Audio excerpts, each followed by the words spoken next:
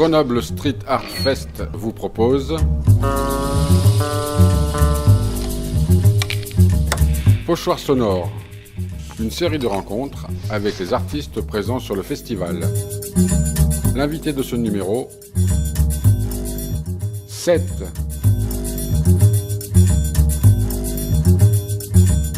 Eh bien c'est parti, bonjour, nouveau numéro de ce Street Art Festival de Grenoble 2017. Je suis en compagnie de Seth qui a fait 2 fresques, en tout cas une continuité sur 2 murs au tramway, rue Gabriel Péri à Fontaine. Et on va discuter avec lui un petit peu de sa création, de sa façon de voir la peinture et d'organiser son matériau. Seth, bonjour. Bonjour. Grenoblois, Seth, pas du tout, tu viens d'ailleurs. Oui, je viens de Paris. Paris intramuros, Paris extramuros. Paris intramuros dans le 20e arrondissement. Alors, Paris, c'est amené la peinture pour mettre une fresque et de pouvoir la revoir le lendemain. Au départ, tu viens il y a quelques la culture choses qui se font maintenant, notamment dans le 13e arrondissement, parce que le maire a l'air d'apprécier ça. Et puis, des galeries qui... d'un côté, je faisais des études de dessin, graphisme, choses comme ça. J'étais aux Arts Déco et à côté de ça, je peignais dans la rue avec le mouvement graffiti dans les années 90. J'ai toujours été passionné par le graffiti et tout ça. Et voilà. Par contre, tu as une technique qui n'est pas celle des bombeurs habituels, des graffeurs, qui eux utilisent plus de bombes qu'autre chose, voire du pochoir. Toi, tu es plus sur le pinceau ou la brosse même. Oui, c'est au fil du temps. Avant, je faisais que de la bombe. Et puis, petit à petit, je m'en suis détaché. Parce que je me suis aperçu que pour les grands formats comme ça, c'était pas ce qui était le plus pratique. Et puis ça permettait le pinceau permettait de changer un peu le style ou voilà. Mais j'utilise aussi la bombe. Pour les petits formats, je fais beaucoup de bombes encore. Alors là, tu as mis 2 enfants dos à dos en train de se parler dans un yaourt relié par des fils. Les plus anciens se rappelleront que lorsqu'ils étaient jeunes, ils s'amusaient à jouer au téléphone de cette façon. Pourquoi cette idée ? C'était le fait qu'il y ait 2 murs et de jouer sur la communication entre les 2 murs. Et puis aussi, je les mets dos à dos, c'est-à-dire qu'ils ne se regardent pas, mais ils communiquent par leur pot de yaourt. Et c'est un peu ce qui se passe aujourd'hui avec la technologie. On communique tous par nos téléphones et on a plus de mal à communiquer peut-être en direct parfois.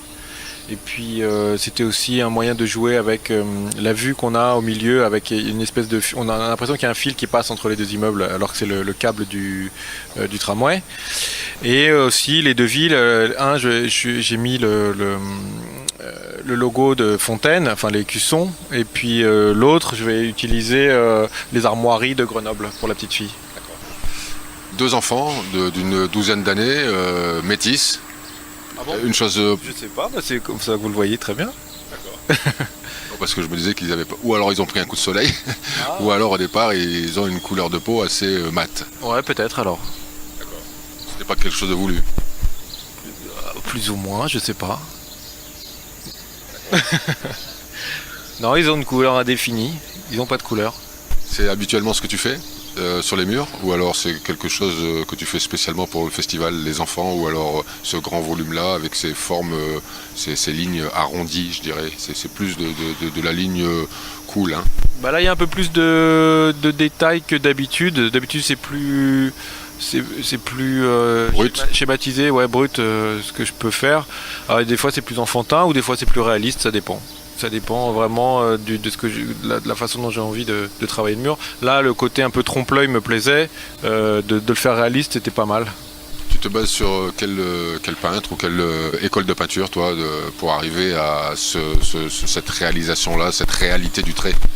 Je sais pas du tout. Non, j'ai pas d'école de peinture. Non.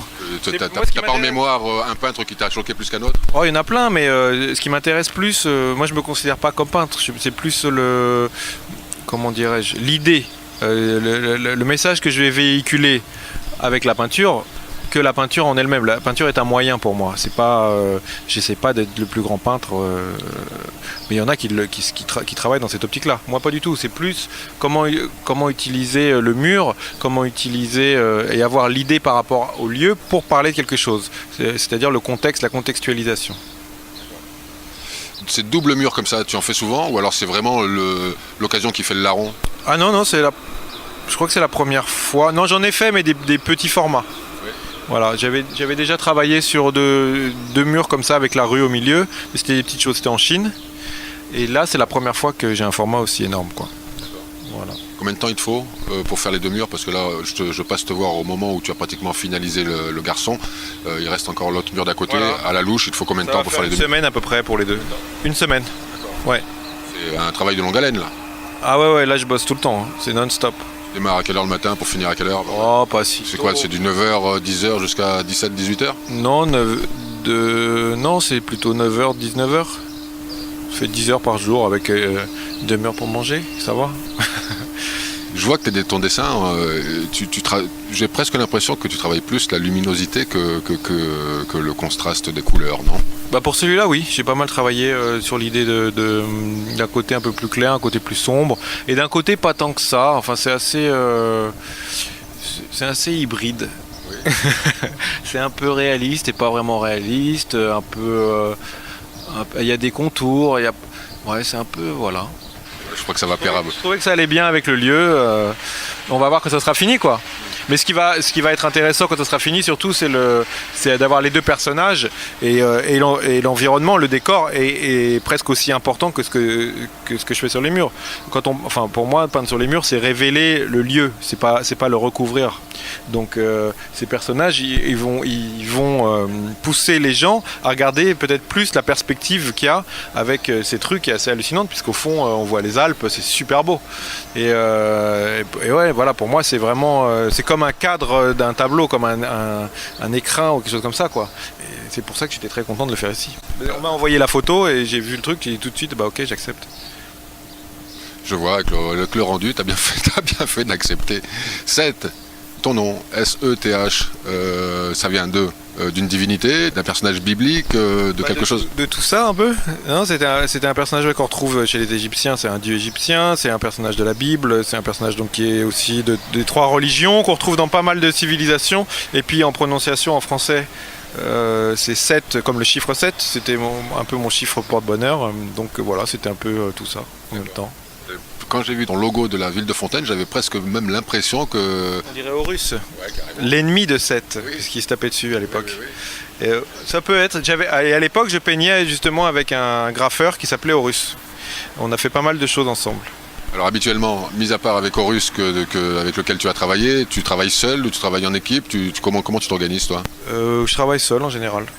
Ouais. Avant, j'ai travaillé toujours en équipe puisque je faisais les personnages au milieu des lettrages des autres. Mais maintenant, c'est plus seul. Donc j'ai des assistants. Là, j'ai quelqu'un qui m'aide ou pas. Des fois, j'en ai pas. Enfin voilà, ça dépend. Mais en général, oui, c'est plutôt seul.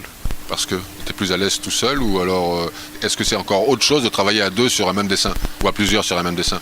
J'ai fait pas mal de collaborations. J'ai beaucoup appris en faisant ça, en regardant les autres peindre, en partageant des idées, des choses comme ça. Mais là, depuis quelques années, je m'aperçois que j'ai vraiment des idées assez Tranché? Voilà, tranché sur ce que je veux faire, et que les collaborations, ça le ferait. Alors je le fais par plaisir de temps en temps, mais en ce qui concerne des idées par rapport à des frais, je prends peut-être les choses un peu plus au sérieux qu'avant. Et voilà, j'ai mon idée, je veux le faire. Voilà. Tout seul, c'est plus pratique. Alors tu disais que tu as démarré au milieu des années 90 à la bombe. Oui. Depuis combien de temps tu as changé de matériaux? Oh, ça fait pas. Là, les choses où il y a pratiquement pas de bombe là comme ça fait pas longtemps. Hein. Ça fait 2 ans peut-être, 2-3 ans. Mais j'ai changé de style où j'ai trouvé vraiment. J'ai mis très longtemps. Hein. Ça fait 4 ans, même pas. Ouais, ça fait 4 ans, un peu 3-4 ans. Donc ça fait 20 ans que je peins. J'ai 44, donc j'ai trouvé mon truc à 40 ans. Bah, c'est mieux tard que pas du tout. Bah, tout à fait. On ne cesse de se remettre en question et d'évoluer. Alors, est-ce ou pas. Oui, ou pas. Ton travail, tu trouves abouti? Si tu devais encore travailler quelque chose sur ton trait, ce serait quoi aujourd'hui? Ah bah par rapport au trait, non, je suis pas du tout content. Non? Oh non. Non. Non, par rapport aux idées, ça commence. Enfin, je commence à avoir. J'ai une direction en tout cas dans mon travail et dans ce que je fais, ça progresse et tout ça. Après, non, je suis pas encore content. J'espère m'améliorer. Ton objectif, c'est quoi alors? Parce que tu dis que tu progresses vers quoi? Je sais pas. J'ai pas d'objectif. J'essaie juste à chaque fois de faire pour le mieux, de trouver la meilleure idée, d'avoir. Mais en général, je suis content, moi, c'est quand je trouve l'idée. Quand je suis chez moi, que j'ai la photo ou que je suis devant le mur et que je crobarde et que j'en fais 15 et tout d'un coup je fais mais c'est ça, c'est ce truc là qu'il faut à ce lieu, dans cet endroit là. C'est comme un mec qui fait de la publicité quoi, qui va trouver le concept pour vendre son McDonald's ou je ne sais quoi. Pour moi c'est le meilleur moment. Après c'est de la réalisation, donc c'est agréable aussi parce que y a tout le travail enfin c'est même pas un travail, ça va être rencontrer les gens. Quand on est sur le lieu, c'est de découvrir un endroit, de découvrir une culture, quand c'est à l'étranger. Et voilà, c'est ça qui est intéressant. Mais moi, je suis pas passionné par la réalisation en elle-même, la peinture. J'aime bien, hein, mais c'est plus... tout le travail qui est en amont. Ouais, c'est l'idée, moi, qui me plaît. Alors justement, pour trouver une telle idée, il t'a fallu remettre le travail sur le métier combien de fois? Pour celui-là? Ouais. C'est quoi? C'est des heures et des heures de cogite? C'est arrivé très rapidement? En général, je vois quand j'ai la photo comme ici, donc c'est pas à chaque fois le cas. Hein, je fais oh là là, qu'est-ce que je vais faire quoi. Et puis ça me prend quelques jours en fait. Je réfléchis, mais je réfléchis tout le temps. Je réfléchis, je sais pas, quand je suis sur mon scooter. Tout d'un coup, je fais ah mais oui c'est ça je vais essayer. Ça c'est pas mal. Après je dessine, je regarde la photo, je dessine, je fais le croquis, tout ça. Et puis après soit je me dis ah c'est pas mal ou pas quoi. Et des fois je me dis c'est pas mal mais je suis pas sûr et en fait sur le mur c'est bien. Ou des fois j'arrive devant le mur, ça m'est arrivé aussi plein de fois, avec l'idée en tête et je me suis dit ça faut trouver autre chose. Et j'ai complètement changé. Cette création a un titre ou pas? Pas encore, ça va venir aussi, ça vient quand je peins. Je réfléchis puis au bout d'un moment ça vient. Seth, je te remercie d'avoir pris un instant avec nous. Deux choses avant de partir, si tu devais donner un conseil aux jeunes qui voudraient se lancer dans ce type de travail, peut-être pas aussi gigantesque, mais voilà, qu'est-ce que tu pourrais leur prodiguer comme conseil? Ne le faites surtout pas. Allons bon. Ça fait de la concurrence, restez chez vous. Regardez la télé. Non, je sais pas, j'ai pas de conseils à donner. Non. Avec une grosse vingtaine d'années de travail, il y a peut-être des choses qu'il faut faire ou faire attention. Il y a une chose pour moi qui est importante, mais qui veut rien dire quand on le dit comme ça. C'est être sincère avec soi-même et d'être soi-même dans ce qu'on fait et de trouver son style ou son chemin et de pas obligatoirement vouloir ressembler à quelqu'un ou vouloir faire comme ceci ou vouloir faire comme cela ou alors vouloir absolument réussir. Ça marche pas ça. Un site où on peut voir d'autres images de ton travail? J'ai un site qui s'appelle 7.fr, mais je ne mets pas régulièrement à jour. Et j'ai un Instagram 7globepainter. Merci, et je te dis bonne chance et longue vie à toi. Merci à toi. Ce numéro de Pochoir Sonore est terminé. Réalisation Bruno Ravinsky pour Space Junk Art Centers. À très bientôt pour une nouvelle rencontre.